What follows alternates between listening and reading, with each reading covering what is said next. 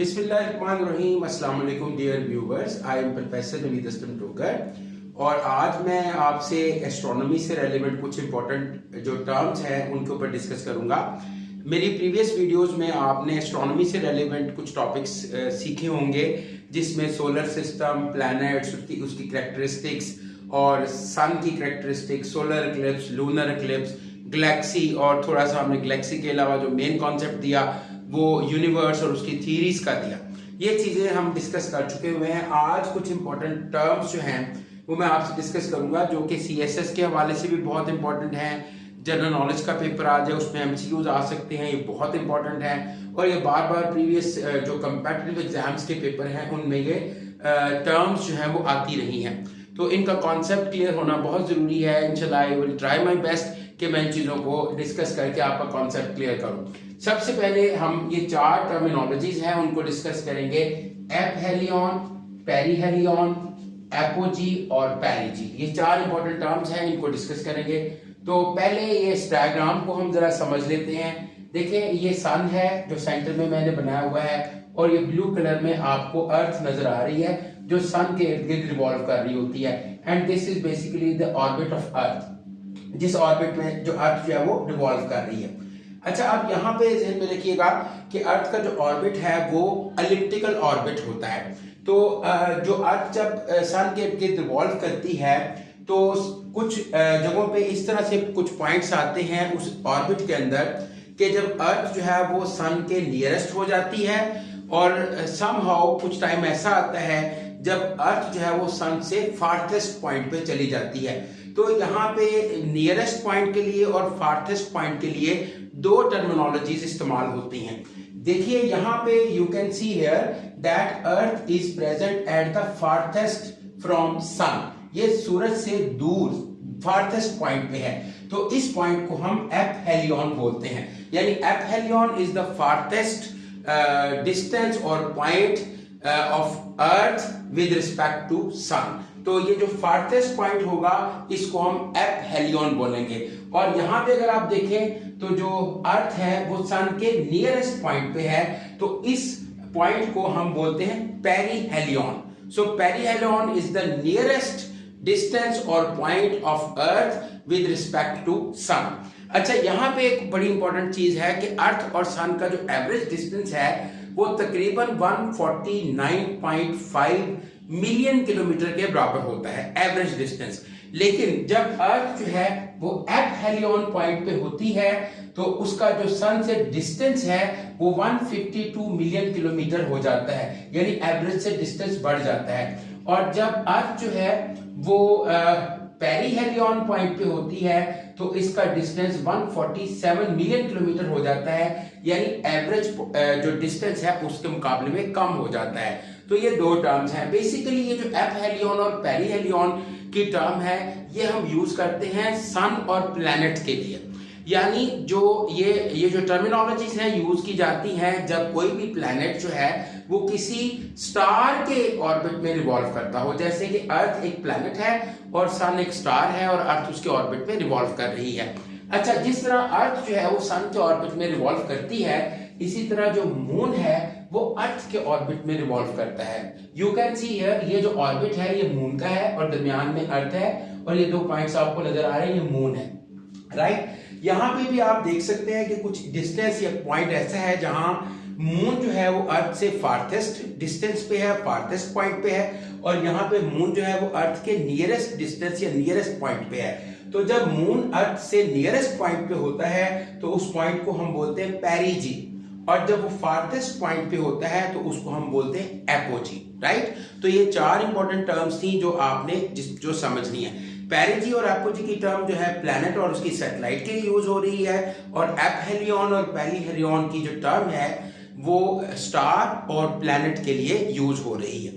इन terminologies के बाद एक बहुत ही इंपॉर्टेंट टर्म यूज होती है एस्ट्रोनॉमी में which is called light year. तो अभी हम ये अंडरस्टैंड करेंगे कि व्हाट इज लाइट ईयर। ये लाइट ईयर क्या होता है? देखिए, लाइट ईयर का मतलब है ये it's a unit of distance. ये डिस्टेंस का यूनिट है जो एस्ट्रोनॉमी में इस्तेमाल किया जाता है। तो बेसिकली अगर हम इसको डिफाइन करें तो इसकी डेफिनेशन ये होगी, the distance traveled by light, the distance traveled by light या covered by light, traveled by light in 1 year, in 1 year, ये 1 year जो है वो अर्थ वाला ईयर है, यानी 365 days. The distance traveled by light in 1 year with the velocity of 3 into 10⁸ metre पर second. ये जो वैल्यू मैंने लिखी है 3 into 10⁸ मीटर पर second, this is velocity of light. यानी लाइट जो है वो इस स्पीड के साथ ट्रेवल कर रही होती है.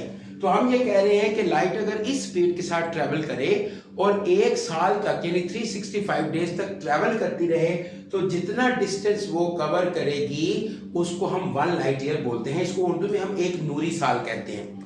अब यहाँ पे एक बड़ी इंपॉर्टेंट चीज है, इसको अगर मैं सिंप्लीफाई करूँ ना, किलोमीटर्स में कन्वर्ट करूँ, तो ये तकरीबन 3 लाख किलोमीटर पर सेकंड बनेगा.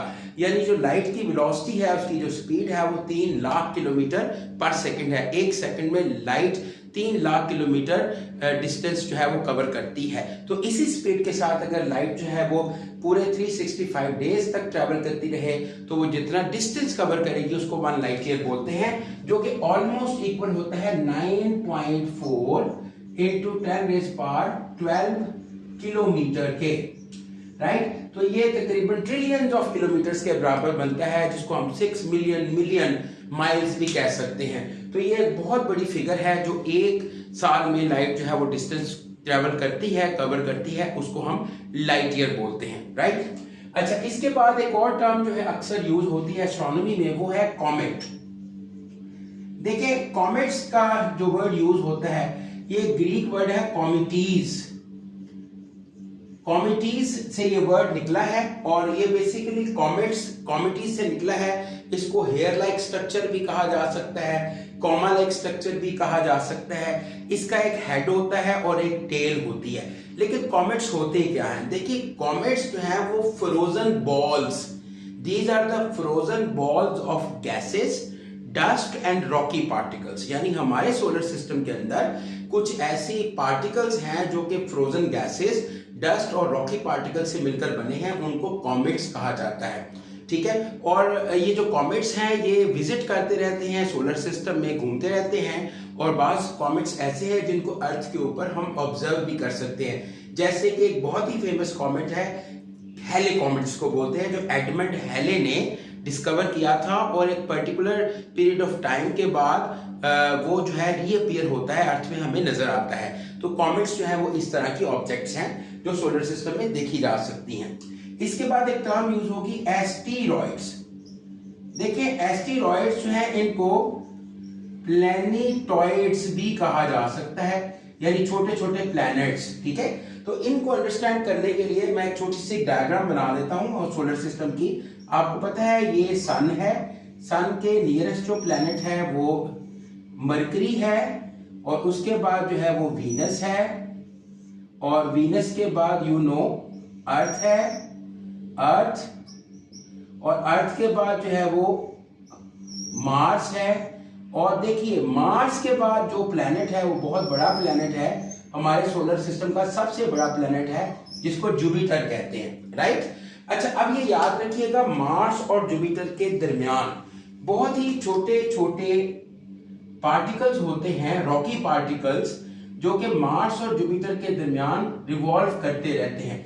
ये रिवॉल्व तो सन के इर्द गिर्द ही कर रहे होते हैं, लेकिन उनकी जो ये बेल्ट होती है वो मार्स और जुपिटर के दरमियान होती है, और इस बेल्ट को हम एस्टीरॉइड बेल्ट भी कहते हैं. राइट.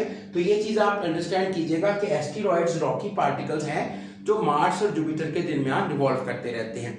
अब यहाँ पे एक और चीज को अंडरस्टैंड कर लें. हमारे सोलर सिस्टम में तकरीबन 50,000 एस्टीरॉइड्स हैं जो हमारे सोलर सिस्टम में प्रेजेंट हैं. इनको आप ध्यान में रखिएगा.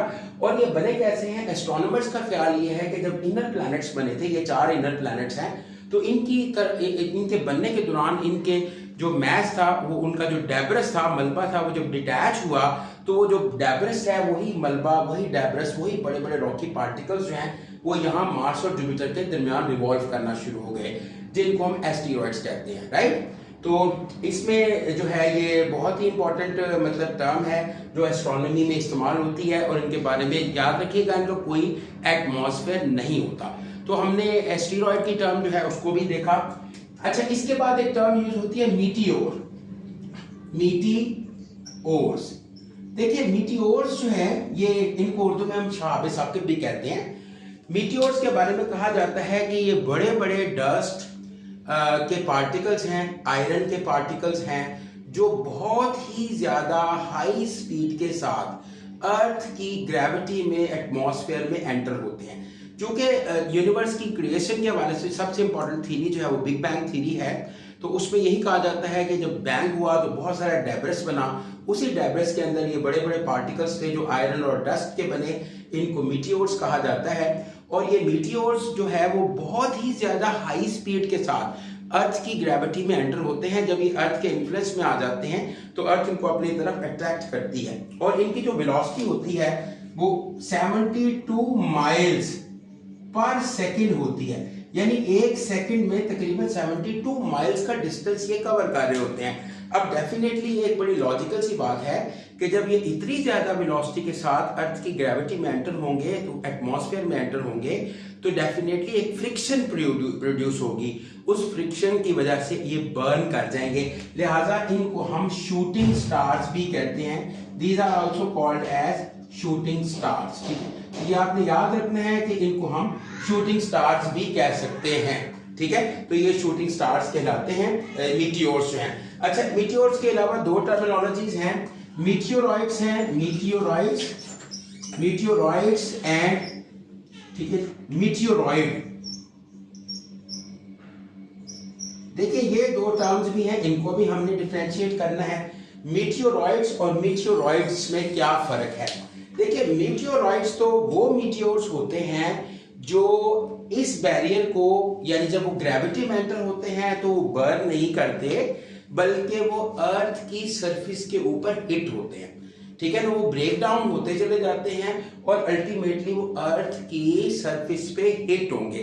तो अगर कोई मीटियोर जो है, जो शूटिंग स्टार है, वो अगर अर्थ की सरफेस पे हिट हो जाए तो एस्ट्रोनॉमी में उसको हम मीटियोरॉइड कहते हैं, मीटियोरॉइड, और उसकी जो प्लूरल है वो मीटियोरॉइड्स है।